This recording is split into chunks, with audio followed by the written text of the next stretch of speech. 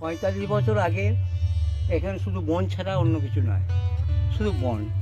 এখানে একটা শ্যাওড়া গাছ ছিল, শ্যাওড়া তলায় 3টে ছেলে গাঁজা খেতে আসতো। তারা আমাকে বলে, হ্যাঁ গো, তুমি এখানে একটু জায়গা দিলে আমরা একটা অনাথ আশ্রম করবো। করে আমি ঠিক আছে, আমি ভেবেচিন্তে বলবো। করে সেই রাতটা কাটলো। আমার মনে মনে চিন্তা হলো, আমার জায়গায় একটা অনাথ আশ্রম হবে, আমার কত সৌভাগ্য। এই ভেবে তারপর দিনই আমি ওদেরকে বললাম, হ্যাঁ আমি জায়গা দেবো, তুমি তাহলে লোক আসতে বলো। বলে আমাদের গুরু হচ্ছে সাধারণ বৈরাগ্য। করে উনি দিনগত বাদে আমার কাছে এলেন। আসার পর জায়গা দেখে আমার বাড়িতে গিয়ে আবার উঠলো। উঠে সেই দিন সন্ধ্যেবেলাতেই আমার সঙ্গে দীক্ষা হলো, বুঝতে পারছ?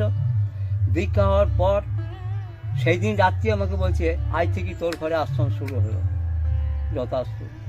করে তারপর দিন থেকেই, তখন এখানে আশ্রমে কিছুই নেই, শুধু বন জঙ্গল। করে লোক, সাধু, সন্ন্যাসী সেই 1টি বছর ধরে আসা যাওয়া হতে লাগলো।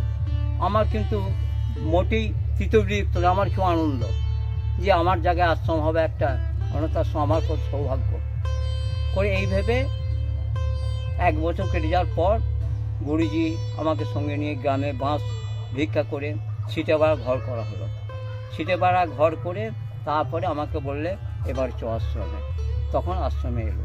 আশ্রম আসার পর এই গুরুজি গত বছর 6ই শ্রাবণ মারা গেল। ওই দিনেই সেও চলে গেল।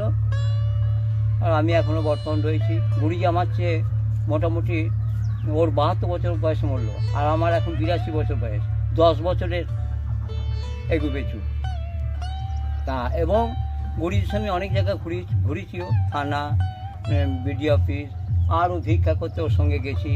হ্যাঁ, এখন পর্যন্ত চলছে।